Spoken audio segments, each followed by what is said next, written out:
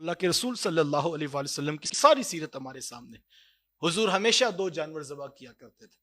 کسی نے پوچھ لیا حضور آپ 1 جانور کیوں ذبح نہیں کرتے بلکہ 2 جانور کیوں ذبح کرتے؟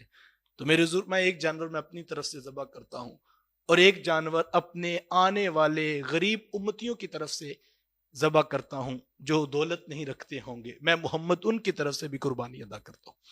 حضور تو اتنے شفیق ہیں کہ اس ہر موقع پر حضور علیہ السلام نے امت کو یاد رکھا اور میں جو غریب جو ہے وہ قربانی نہیں دے سکتے میں محمد ان کی طرف سے بھی قربانی ادا کر رہا ہوں.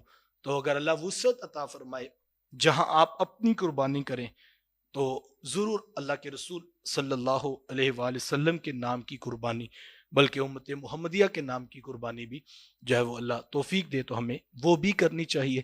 تو یہ بھی باعث برکت ہے اور قربانی کس شخص کے اوپر واجب ہے. اس سے قبل ایک بات، جہاں آپ اس